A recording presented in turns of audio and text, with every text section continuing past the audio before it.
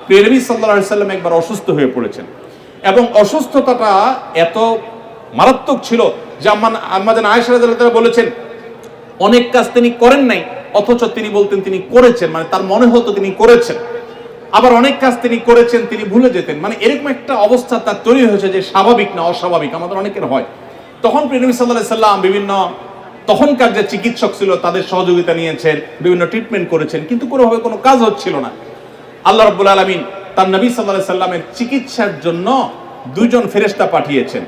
তাদের একজন ফেরেশতা নবী সাল্লাল্লাহু আলাইহি সাল্লাম স্বপ্নে দেখছেন যে একজন ফেরেশতা তার মাথার কাছে এসে দাঁড়িয়েছে নবী সাল্লাল্লাহু আলাইহি সাল্লামের, আরেকজন ফেরেশতা নবী করিম সাল্লাল্লাহু আলাইহি সাল্লামের পায়ের কাছে এসে দাঁড়িয়েছে। মাথার কাছে যে ফেরেশতা দাঁড়িয়েছেন ওই ফেরেশতা পায়ের কাছে থাকা ফেরেশতাকে জিজ্ঞাসা করছিলেন যে এই লোকটার কি হয়েছে, অর্থাৎ নবী সাল্লাল্লাহু আলাইহি সাল্লামের কি হয়েছে। তখন পায়ের কাছে যে ফেরেশতা দাঁড়ায় ছিলেন উনি বলতেছেন ওনাকে, অর্থাৎ আমাদের নবী সাল্লাল্লাহু আলাইহি ওয়াসাল্লামের কথা বলছেন, ওনাকে জাদু করেছে। পায়ের কাছে থাকা ফেরেশতা এটা বলার পর মাথার কাছে থাকা ফেরেশতা আবার জিজ্ঞাসা করলেন কে জাদু করেছে। পায়ের কাছে থাকা ফেরেশতা তার নামও বলেছে, লাবিদ ইবনে আসাম নামে এক ইহুদি, উপর দিয়া মুনাফিক মুসলমান সাজছে, আসলে সে ইহুদি, সে জাদু করছে নবী সাল্লাল্লাহু আলাইহি ওয়াসাল্লাম। এটা বলার পর আবার মাথার কাছে ফেরেশতা জিজ্ঞাসা করলেন জাদুটা কোথায় আছে, কিভাবে করেছে। তখন বলা হলো যে চুলে জাদু করেছে, জাদুর মন্ত্র পড়ে চুলে গিরা দিয়েছে, গিরা দিয়ে জাদু করেছে। এরপর আবার মাথার কাছে ফেরেশতা জিজ্ঞাসা করলেন জাদুটা কোথায়, জাদুর সেই সুতাটা সেই ইয়েটা কোথায় রাখা আছে। তখন পায়ের কাছে থাকা ফেরেশতা, এগুলো আল্লাহর পক্ষ থেকে ওহী নিয়ে আসছেন, ওনারা জানেন, আল্লাহ ওহীর মাধ্যমে তাদের জানিয়েছেন। তো তারা বললেন যে, তিনি বললেন যে সেটা অমুক কূপের নিচে পাথরের নিচে চাপা দিয়ে রাখা আছে। নবী করিম সাল্লাল্লাহু আলাইহি সাল্লামের স্বপ্ন শেষ হওয়ার পর উনি আমাদের আয়েশাকে সবাইকে বললেন এই অবস্থা।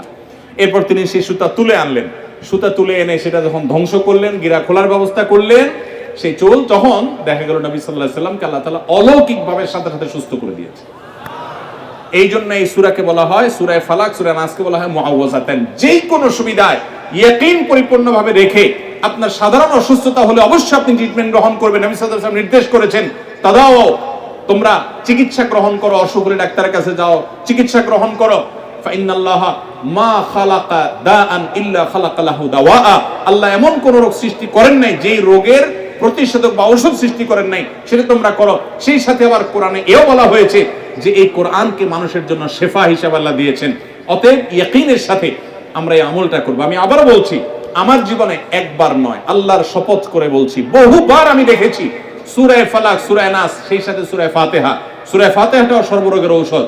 সূরা ফাতিহা, সূরা ইখলাস, সূরা ফালাক, সূরা নাস, এগুলো পড়ে ফু দিয়ে পানিতে, তেলে, খাবারে, মানুষের উপরে যেই কোনো বিশেষ করে জিন্নাতের সমস্যা, ব্ল্যাক ম্যাজিকের সমস্যা বা অস্বাভাবিক সমস্যা বা সাধারণ রোগ হলেও আল্লাহর কাছে আশ্রয় চাওয়া হলে আমি বহুবার দেখেছি যে আল্লাহ রাব্বুল আলামিন কুদরতিভাবে তৎক্ষণাৎ সেটার কার্যকারিতা আমাকে দেখিয়েছেন, সাহায্য করেছেন।